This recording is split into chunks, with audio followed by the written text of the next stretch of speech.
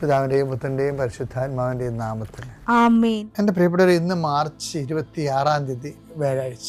അമ്മേ പരിശുദ്ധ അമ്മേ, അമ്മേ പരിശുദ്ധമേ, ദൈവമാതാവേ, കൃപാസനത്തിലൂടെ ഞങ്ങൾക്കും ഞങ്ങളുടെ ദേശത്തിനും അമ്മ മധ്യസ്ഥം തേടി തന്ന എല്ലാ അനുഗ്രഹങ്ങൾക്കും കൃപകൾക്കും ഞങ്ങളിപ്പോൾ ഹൃദയം നിറഞ്ഞ നന്ദി പറയുന്നു.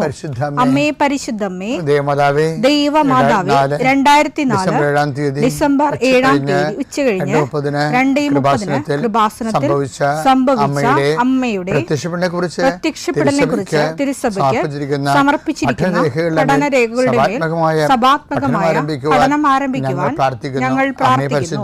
അമ്മേ പരിശുദ്ധമേ, ഭൂസ്വർലോകങ്ങളുടെ രാജ്ഞിയായ അങ്ങേയ്ക്ക് ഭൗമസംരക്ഷണത്തിനായി പ്രപഞ്ചപ്രകൃതിയെ തന്നെ തിരുസഭ പ്രതിഷ്ഠിക്കുവാൻ ഈ പ്രത്യക്ഷീകരണം വഴി ഇടയാക്കണമേ. പരിശുദ്ധമേ, ജപമാല മാതാവേ, സകല കൃപാസനം പ്രാർത്ഥനയോടും ചേർത്ത് ഞങ്ങളിപ്പോൾ പ്രാർത്ഥിക്കുന്ന ഈ കുടുംബത്തിന്റെ പ്രത്യേക നിയോഗം പറ മക്കളെ.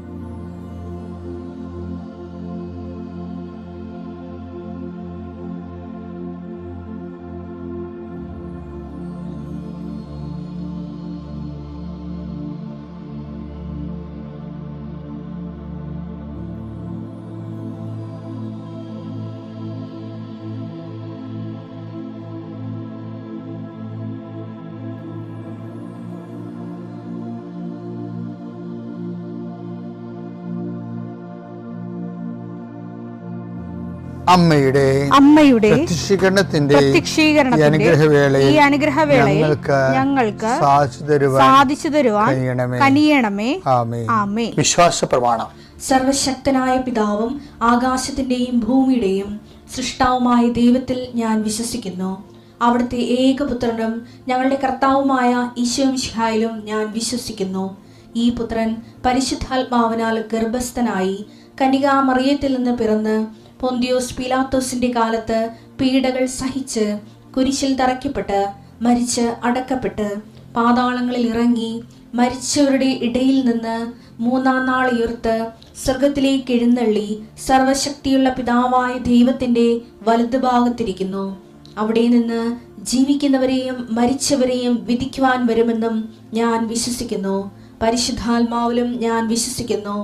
വിശുദ്ധ കത്തോലിക്കാ സഭയിലും പുണ്യവാന്മാരുടെ ഐക്യത്തിലും പാപങ്ങളുടെ മോചനത്തിലും ശരീരത്തിന്റെ ഉയർപ്പിലും നിത്യമായ ജീവിതത്തിലും ഞാൻ വിശ്വസിക്കുന്നു. ആമേൻ. സുഖസ്ഥനായ ഞങ്ങളുടെ പിതാവേ, അങ്ങയുടെ നാമം പൂജിതമാകണമേ. അങ്ങയുടെ രാജ്യം വരണമേ. അങ്ങയുടെ തിരുമനസ് സ്വർഗത്തിലെ പോലെ ഭൂമിയിലും ആകണമേ. അന്നു വേണ്ടുന്ന ആഹാരം ഇന്ന് ഞങ്ങൾക്ക് തരണമേ. ഞങ്ങളോട് തെറ്റ് ചെയ്യുന്നവരോട് ഞങ്ങൾ ക്ഷമിക്കുന്നത് പോലെ ഞങ്ങളുടെ തെറ്റുകൾ ഞങ്ങളോടും ക്ഷമിക്കണമേ. ഞങ്ങളെ പ്രലോഭനത്തിൽ ഉൾപ്പെടുത്തരുതേ, തിന്മയിൽ ഞങ്ങൾ രക്ഷിക്കണമേ. ആമേൻ. നന്മ നിറഞ്ഞ മറിയമേ, സ്വസ്തി. കർത്താവ് അങ്ങയുടെ കൂടെ സ്ത്രീകളിൽ അങ്ങ് അനുഗ്രഹിക്കപ്പെട്ടവളാകുന്നു. അങ്ങയുടെ ഉദരത്തിൻ ഫലമായി ഈശോ അനുഗ്രഹിക്കപ്പെട്ടവനാകുന്നു. പരിശുദ്ധ മറിയമേ, തമ്പുരാന്റെ അമ്മേ, പാപികളായ ഞങ്ങൾക്ക് വേണ്ടി ഇപ്പോഴും ഞങ്ങളുടെ മരണസമയത്തും തമ്പുരാനോട് അപേക്ഷിക്കണമേ. ആമേൻ. കർത്താവേ, നിന്റെ ഉന്നതമായ നാമത്തിന് സ്തോത്രം ചെയ്യാം. കർത്താവേ, നിന്റെ വിശുദ്ധ പൗരോഹിത്യത്തെ മഹത്വപ്പെടുത്തണമേ. കർത്താവെ, സഭയിലുള്ള സാന്നിധ്യം പ്രകടമാക്കണമേ. 40 വർഷം ഞാൻ അർപ്പിച്ച കൃപാന്റെ യുഗതിയാൽ കൃപാസ്ഥാനത്താറെ ജീവനോടെ പ്രത്യക്ഷപ്പെട്ട മാതാവിന്റെ മാധ്യസ്ഥ ഇന്ന് അങ്ങയുടെ മക്കളെ പ്രാർത്ഥന കൂടുന്ന എല്ലാ മക്കൾക്ക് വേണ്ടി പ്രാർത്ഥിക്കുകയാണ്. കർത്താവെ, മനസ്സ് വേദനിക്കുന്ന എല്ലാ വിഷയങ്ങളും, അവരുടെ മനസ്സ് വേദനിപ്പിക്കുന്ന എല്ലാ വ്യക്തികളും ഇപ്പോഴും ഈശോയുടെ നാമം നിർവീര്യമാകട്ടെ. കർത്താവെ, മനസ്സ് വിഷമിപ്പിക്കുന്ന സാഹചര്യങ്ങൾ, ചെയ്തെടുക്കേണ്ട ഉത്തരവാദിത്തങ്ങൾ, മറ്റുള്ളവർ നമ്മളെ പഴി പറയാൻ സാധ്യതയുള്ള എല്ലാ വിഷയത്തിൻ്റെ മേലും കർത്താവിൻ്റെ കരുണ ചൊരികയും നിങ്ങളെ കർത്താവ് ഇന്ന് നിലനിർത്തി തരികയും ചെയ്യട്ടെ. നിങ്ങൾ പോകുന്ന വഴികൾ, കണ്ടുമുട്ടുന്ന വ്യക്തികൾ ചെയ്യുന്ന കാര്യങ്ങൾ, യാത്ര ചെയ്യുന്ന വാഹനങ്ങൾ, ഒപ്പിടുന്ന പേപ്പറുകൾ, കൈമാറുന്ന രേഖകൾ, കഴിക്കുന്ന മരുന്ന് എല്ലാം മാതാവിൻ്റെ മധ്യസ്ഥത്തിൽ യേശുനാമത്തിൽ അനുഗ്രഹിക്കപ്പെടുകയും നീ ദൈവത്തെ അനുഭവിക്കാൻ ഇന്ന് നിന്നെ സഹായിക്കുകയും ചെയ്യട്ടെ. നിത്യം പിതാവും പുത്രനും പരിശുദ്ധാത്മാശ്രേഷ്ഠ നീക്കുവാണ്. ഇന്നിപ്പോൾ ഇവിടെ വീണ്ടും നമ്മൾ പണ്ട് പറഞ്ഞിരുന്ന ഒരു ടെർമിനോളജി ഉണ്ട്. നമ്മളിന്ന് ഉടമ്പടി ഉപയോഗിക്കുന്ന not by merit but by grace അല്ലേ, ഇതിൻ്റെ കഴിവല്ല കർത്താവിൻ്റെ കൃപയെന്ന്. അതിന് നേരത്തെ നാം പറഞ്ഞുകൊണ്ടിരുന്ന കാര്യം ദൈവ പരിപാലന എന്നാണ്, പ്രൊവിഡൻസ്. അത് സാധാരണ ആൾക്കാർ അങ്ങനെ പറയണം, എന്നുവെച്ചാൽ devoid of any physical merits. അവരുടെ ജീവിതത്തിൽ ഒരു ഭൗതികമായ ഇത് കിട്ടാനുള്ള യാതൊരു സാധ്യതയും ഇല്ലാതെ വരുമ്പോൾ, എന്നിട്ടും അവർക്ക് കിട്ടിക്കഴിയുമ്പോൾ അവർ പറയണതാണ് ഇത് ദൈവപരിപാലനയാണെന്ന് പറയും. ദൈവപരിപാലന എന്ന് വെച്ച് കഴിഞ്ഞാൽ പണ്ട് ദൈവപരിപാലന എന്ന് പറയണതും ഇന്ന് കൃപയെന്ന് പറയണതും ഈ രണ്ടും കണ്ടൻറ്റ് വൈസ് ഒന്നാണ്. പിന്നെ ആപ്ലിക്കേഷൻ വൈസ് ദൈവപരിപാലന ദൈവം നമ്മുടെ മേൽ ചൊരിയുന്ന ഏകപക്ഷീയമായ ദൈവത്തിൻ്റെ അനുഗ്രഹമാണ്. കൃപ എന്ന് പറയുന്നത് അങ്ങനെ കുറച്ച് വ്യത്യാസമുണ്ട്. കാര്യം നമ്മുടെ വിശ്വാസത്തിൻ്റെ ലെവൽ അനുസരിച്ച് കൊണ്ട് വിശ്വാസത്തിന് നീതീകരിക്കുന്ന ഗാഠമായ ഹെവി ഡ്യൂട്ടി ആയിട്ടുള്ള പദ്ധതി അനുസരിച്ചുകൊണ്ട് ദൈവപ്രസാദം കൂടാനുള്ള സാധ്യതയുണ്ട്. കാര്യത്തെ കൃപ അടിസ്ഥാനപ്പെടുത്തിയിരിക്കുന്നത് അവൻ്റെ നാമത്തിലുള്ള വിശ്വാസത്തിലാണ്. അങ്ങനെ പറയണത്. കൃപയെ പറഞ്ഞപ്പോൾ മേൽകൃപയെന്നും കൂടി വാക്ക് പറഞ്ഞായിരുന്നു. എന്താണ്? അവൻ്റെ നാമത്തിൽ വിശ്വസിക്കുന്നവർക്കെല്ലാം. യോഹന്നാൻ 1:12. യോഹന്നാൻ 1:12. തന്നെ സ്വീകരിച്ചവർക്കെല്ലാം തന്റെ നാമത്തിൽ വിശ്വസിക്കുന്നവർക്കെല്ലാം ദൈവമക്കളാകാൻ അവൻ കഴിവ് നൽകുക. അപ്പൊ ഈ കഴിവാണ് കൃപയായിട്ട് പിന്നീട് യോഹന്നാൻ 1:12 കഴിവെന്ന് പറഞ്ഞ സംഭവമാണ് ശരിക്കും പറഞ്ഞ യോഹന്നാൻ 1:16 കൃപയെന്ന് പറയുന്നത്. എല്ലാം ദൈവത്തിൻ്റെ പവറാണ് ശരിക്കും. ഇത് നമ്മൾ സ്വീകരിക്കുകയാണ്. അപ്പം സ്വീകരിക്കുന്നതെന്ന് പറയുമ്പോൾ സ്പോണ്ടേനിയസ് ആയിട്ട് നമ്മൾ സ്വീകരിക്കുമ്പോൾ എല്ലാവർക്കും സ്വീകരിക്കാമല്ലോ. ചില ആൾക്കാർക്ക് കൃപ കുറവും, കുറച്ച് പേർക്ക് കൃപ കൂടുതലും വരാൻ കാര്യം എന്താണ്? അത് ഈ വിശ്വാസത്തിൻ്റെ അടിസ്ഥാനത്തിലാണ്. ഓരോ വ്യക്തിക്ക് ഇപ്പോൾ ഉടമ്പടിയിലൊക്കെ ഉണ്ടാകുന്ന എല്ലാവർക്കും ഒരേ റിസൾട്ട് അല്ലല്ലോ. ഇന്നൊരു സാക്ഷ്യം ഉണ്ടായി. അപ്പം അദ്ദേഹം പറഞ്ഞ അദ്ദേഹം സ്പെയിനിലാണ് വർക്ക് ചെയ്യണത്. അവിടെയൊക്കെ ചെന്ന് അദ്ദേഹം ആ ഭാഷ പഠിച്ചുകൊണ്ടിരിക്കുക. അപ്പം എന്നിട്ട് അദ്ദേഹത്തിൻ്റെ ഒരു പ്രായത്തിൻ്റെ ഒരു പ്രശ്നമുള്ള കാരണം ജോലി അദ്ദേഹം കിട്ടണില്ല. 54 വയസ്സായിട്ടുണ്ട്. ഇയാൾ ചെയ്യണ വർക്കെന്ന് പറയണത് ഇപ്പം അത് ജോലി കിട്ടിയോണ്ട് അദ്ദേഹം വന്ന് സാക്ഷ്യം പറഞ്ഞത് അല്ല. വർക്ക് എന്ന് പറയണത് ഇവിടുന്ന് കൃപാസനത്തിൽ നിന്ന് സ്പാനിഷ് പത്രം മേടിച്ചുകൊണ്ട് പോകും. എന്തിനാണ്? ഇയാളുടെ വാട്സപ്പ് ഗ്രൂപ്പിൽ ഒത്തിരി സ്പെയിൻകാരുണ്ട്. അപ്പോൾ ഈ സ്പാനിഷ് പത്രം വാങ്ങിച്ചുകൊണ്ട് പോയിട്ട് അവിടെ എന്താ ചെയ്യണത്? ഇങ്ങേർക്ക് മുറി സ്പാനിഷ് അറിയാൻ പാടുള്ളൂ. ആ അറിയാവുന്ന സ്പാനിഷ് വെച്ചുകൊണ്ട് ഇയാൾ കൃപാസനം എന്ന് പറയുന്നത് മാതാവ് പ്രത്യക്ഷപ്പെട്ട ഇടമാണ്. ഇന്ത്യയിലെ ഏറ്റവും പ്രധാനപ്പെട്ട പ്രത്യക്ഷീകരണ സ്ഥലമാണ്. അതിലേക്ക് ഒത്തിരിയേറെ മനുഷ്യർ കടന്നു വരുന്നുണ്ട്. നിങ്ങളെ ഇത് പരിചയപ്പെടുത്തുകയാണ് എൻ്റെ ഉദ്ദേശം. ഈ പത്രം തരുന്നതിൻ്റെ ഉദ്ദേശം ഒന്ന് ഈ സ്പാനിഷ് ഭാഷയിൽ ഈ പത്രത്തിൽ എഴുതി വെച്ചിട്ട് ഹാൻഡ് റൈറ്റിംഗ് എഴുതി വെച്ചിട്ടാണ് ഓരോരുത്തർക്കും പത്രം കൊടുക്കുന്നത്. അപ്പോൾ അതിൻ്റെ വിഷയം എന്ന് വെച്ച് കഴിഞ്ഞാൽ അയാൾ അതിനകത്ത് കാണിക്കുന്ന ഒരു ഇൻവെസ്റ്റ്മെൻ്റ് ഉണ്ട്, സിൻസിയർ ഇൻവെസ്റ്റ്മെൻറ്റ്.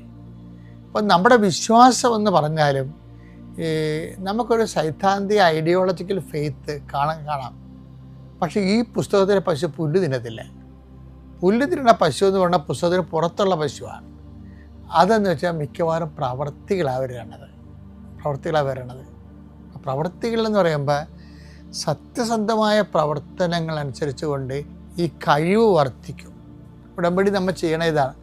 അവൻ്റെ നാമത്തിൽ വിശ്വസിക്കുന്നവർക്കെല്ലാം ദൈവമക്കളാകാനുള്ള കഴിവ് നൽകിയെന്ന് പറഞ്ഞില്ലേ? ആ കഴിവ് തന്നെയാണ് 1:16 വരുമ്പോൾ കൃപയായിട്ട് നമുക്ക് യോഹന്നാൻ വിശദീകരിച്ച് തരണത്. അപ്പോൾ ഈ കഴിവ് നമുക്ക് കൂട്ടാൻ പറ്റും. ഇപ്പോൾ ഈ സ്പെയിൻകാരന് ഇപ്പോൾ ഈ മലയാളി സ്പാനിഷ് ചെന്നിട്ട് ആ സ്പെയിൻ ഭാഷ പഠിച്ചിട്ട് കൃപാസനം പത്രം സ്പെയിൻകാർക്ക് കൊടുക്കുമ്പോൾ സ്പാനിഷ് ഭാഷയിൽ കൃപാസനത്തെയും കൃപാസനം മാതാവിനെയും ഇൻട്രൊഡ്യൂസ് ചെയ്തുകൊണ്ട് കൊടുക്കുകയാണ്. അയാളുടെ ജോലി അയാൾ പറഞ്ഞു കേൾക്കണം. അയാൾ പറയണ എൻ്റെ ഈ പ്രായത്തിന് ഞാൻ ചിന്തിക്കാത്ത അത്രയും ശമ്പളത്തിലാണ് അമ്മ എന്നെ പ്ലേസ് ചെയ്യുന്നത്. എങ്ങനെ പ്ലേസ് ചെയ്യാതിരിക്കും? കാര്യം കൃപയ്ക്ക് മേൽകൃപയല്ലേ വരണത്, മേൽകൃപയല്ലേ വരണത്. ഇതുകൊണ്ടാണ് ഈ ഇഡിയറ്റ്സിനോട് ഞാൻ എപ്പോഴും പറയും, എൻ്റെ മക്കളെ നിങ്ങൾ വളരെ ശ്രദ്ധിച്ച് വേണം ഉടമ്പടി ചെയ്യാൻ. ഉടമ്പടി ചെയ്യുമ്പോൾ ഉണ്ടായ സംഭവത്തിൽ ഉടമ്പടി ചെയ്ത വർക്കുകൾ നമ്മൾ സത്യസന്ധമാണെന്ന് നോക്കണം നമ്മൾ ചെയ്യുന്നത്. അല്ലാതെ ആക്കാനും വേണ്ടി ഓക്കാനിക്കുക, ഒപ്പിച്ചുണ്ടാക്കുക, ദൈവത്തിൻ്റെ കണ്ണിൽ പൊടിയിടുക, ഇങ്ങനെയുള്ള അഭ്യാസങ്ങളൊന്നും കാണിക്കരുത്. എന്ന് വെച്ചാൽ പക്ഷേ ഇതുപോലെ സത്യസന്ധമായിട്ട് ദൈവത്തിന് ഒരിക്കൽ നമ്മൾ സത്യസന്ധരാണെന്ന് തോന്നിയ കാര്യം, സത്യസന്ധനായ മനുഷ്യൻ എപ്പോഴും സത്യസന്ധനായിരിക്കും. അപ്പം അങ്ങനെ ഒരാളെ ദൈവത്തിന് ഒരിക്കൽ സത്യസന്ധനായി തോന്നിയാൽ പിന്നെ നമുക്ക് തിരിഞ്ഞു നോക്കേണ്ടി വരത്തില്ല. അപ്പം നിങ്ങളിപ്പോൾ ചെയ്യേണ്ടത്, മാനുഷികമായ എന്തെങ്കിലും കുറവ് കുറ്റങ്ങളൊക്കെ ഉണ്ടെങ്കിലും ഈ ഉടമ്പടി ഒന്ന് സത്യസന്ധമായിട്ട് ഇൻവെസ്റ്റ് ചെയ്യാൻ നോക്കണം. എന്നാൽ നിങ്ങൾ ഞെട്ടിക്കുന്ന അനുഭവങ്ങളാണ്. ദൈവമാണെങ്കിൽ സത്യം എന്നല്ലേ ഈശോ പറഞ്ഞില്ലേ, ഐ ആം ദ ട്രൂത്ത് എന്ന് പറഞ്ഞില്ലേ. അപ്പം ദൈവത്തിന് ഈ സത്യമുള്ള ഒരാളെ കണ്ടാൽ ഭയങ്കര സന്തോഷമായിരിക്കും. സത്യമുള്ള ഒരാൾ.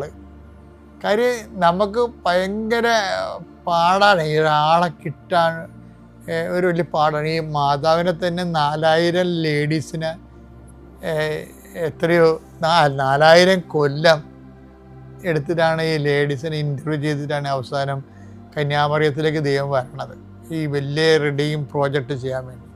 4000 കൊല്ലത്തെ അഭിമുഖങ്ങൾ കഴിഞ്ഞിട്ടല്ലേ. കാര്യം ഇതിനൊരു മോഡലുണ്ടല്ലോ.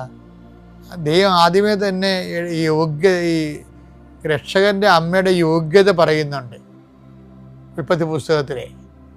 ആ ഒരാൾ പരുവപ്പെട്ട ഒരാളെ കിട്ടണമെങ്കിൽ 4000 കൊല്ലം എടുത്താൽ പറയണം. അപ്പോൾ ദൈവമാണെങ്കിൽ ഒരാളെ നമുക്കെപ്പോഴും മുമ്പ് നമ്മുടെ വിശ്വാസം ഉയർത്തുന്ന ഏറ്റവും വലിയ വിശ്വാസത്തിൻ്റെ ഷോർട്ട് കട്ടെന്ന് പറയണത് ദൈവത്തിൻ്റെ മുമ്പിൽ സത്യസന്ധതയുള്ള ഒരാളായി ദൈവത്തിന് മനസ്സിലാകണം. അത് ഭയങ്കര വിജയമാണ്. അതുകൊണ്ടാണ് എൻ്റെ ഗേഹത്തിൽ ആര് വസിക്കുമെന്ന് ചോദിച്ചിട്ട് കുറേ കാര്യം പറയുന്നില്ലേ. കർത്താവേ അങ്ങയുടെ കൂടാരത്തിൽ ആര് വസിക്കും? അങ്ങയുടെ വിശുദ്ധ ഗിരിയിൽ ആര് വാസമുറപ്പിക്കും? നിഷ്കളങ്കനായി ജീവിക്കുകയും നീതി മാത്രം പ്രവർത്തിക്കുകയും ഹൃദയം തുറന്ന് സത്യം പറയുകയും ചെയ്യുന്നവൻ. ഇതാണ് ഈ ഒരു സങ്കീർത്തനം നിങ്ങൾ ഇടയ്ക്കിടയ്ക്ക് വായിക്കണം, ഈ 15-ാം സങ്കീർത്തനം.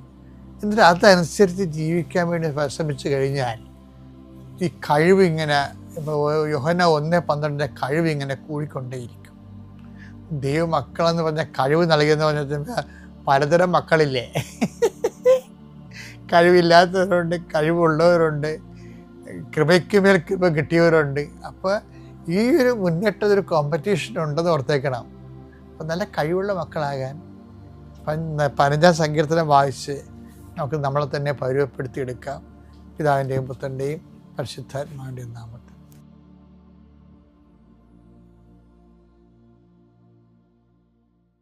അത്യപൂർവ ദൈവാനുഭവങ്ങൾ ഇനി നിങ്ങൾക്കും സ്വന്തം.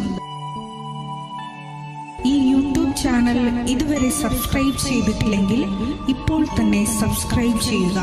ഈ വീഡിയോ ഇപ്പോൾ തന്നെ നിങ്ങളുടെ സുഹൃത്തുക്കൾക്ക് ഷെയർ ചെയ്തുകൊണ്ട് കർത്താവിൻ്റെ പ്രേക്ഷിതരാകുക.